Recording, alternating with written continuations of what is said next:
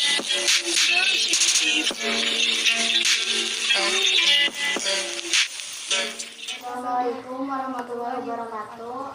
Kami dari kelompok 2 akan mempresentasikan tentang komunisme.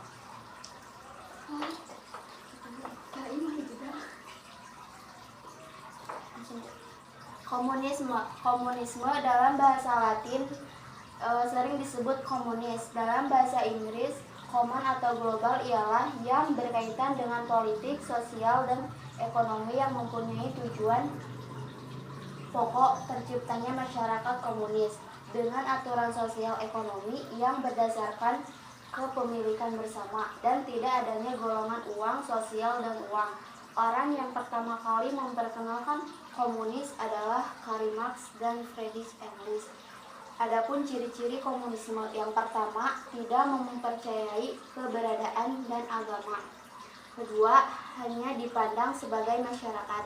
Ketiga, hanya ada satu partai dalam sistem politik, yaitu komunis. Negara-negara yang menerapkan komunisme: 1. Korea Utara, 2. Vietnam, 3. Rusia, 4. Kuba Albania.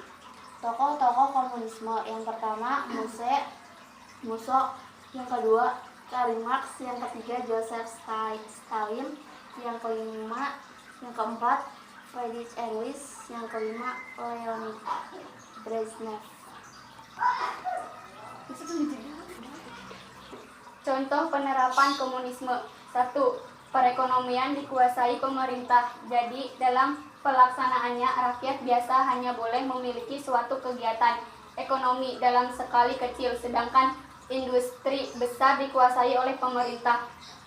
2. Menggunakan sistem satu partai.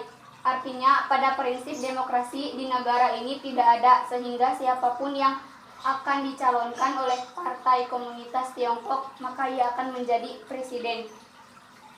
3. Kurangnya pendukung praktik keagamaan. Jadi suatu paham komunisme ini menganggap bahwa penganut agama cenderung lebih mengendalikan doa daripada melakukan suatu usaha atau tindakan untuk mencapai sesuatu. 4. Menganggap semua manusia selera. Ajaran inilah yang dapat membuat banyak rakyat kecil bersemangat untuk mengikuti komunisme karena dianggap untuk mensejahterakan mereka, meskipun pada praktiknya komunisme ini justru bisa membuat individu menjadi tidak berkembang. Sekian dari kami. Wassalamualaikum warahmatullahi wabarakatuh. Setiap ideologi yang diterapkan di berbagai negara memang memiliki kelebihan serta kekurangannya masing-masing. Begitu juga dengan ideologi komunisme. Ada beberapa kelebihan yang bisa didapatkan dari paham komunis ini, yaitu kelebihan ideologi komunisme.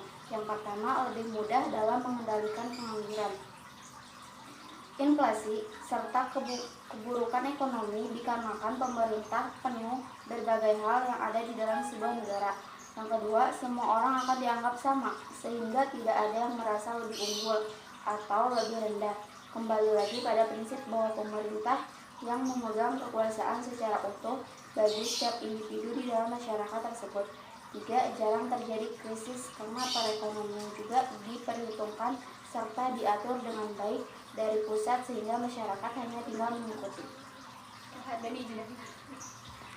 Kekurangan ideologi komunisme: